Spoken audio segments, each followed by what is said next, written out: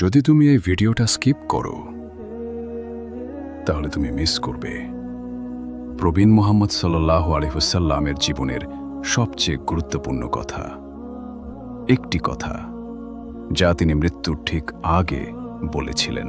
মদিনার আকাশে এক অদ্ভুত নীরবতা, যেন তো থেমে গেছে সবকিছু। পৃথিবীর সবচেয়ে প্রিয় মানুষ প্রবীণ মোহাম্মদ সাল্লাল্লাহু আলাইহি ওয়াসাল্লাম, তিনি তখন জীবনের শেষ সময় পার করছেন।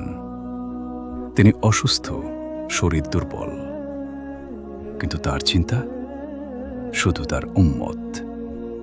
তিনি বারবার জিজ্ঞেস করেন, মানুষ কি নামাজ পড়ছে?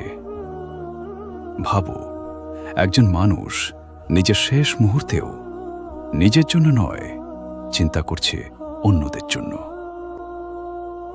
দিন কেটে যায়, অসুস্থতা বাড়ে। একসময় তিনি বলেন, নামাজ নামাজ এবং তোমাদের অধীনস্থদের ব্যাপারে আল্লাহকে ভয় করো।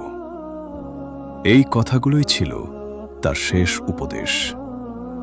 এর আগে বিদায় হজ্জের সময় আল্লাহ তাআলা ঘোষণা করেন, আজ আমি তোমাদের জন্য তোমাদের দিন পূর্ণাঙ্গ করে দিলাম।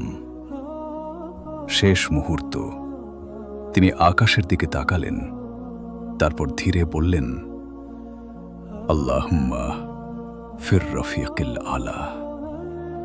অর্থ, হে আল্লাহ, আমাকে সর্বোচ্চ সঙ্গীদের সাথে রাখুন। এরপর সবকিছু থেমে গেল। তিনি চলে গেলেন এই দুনিয়া ছেড়ে, কিন্তু রেখে গেলেন দুটি শিক্ষা, নামাজ এবং মানুষের সাথে ভালো ব্যবহার।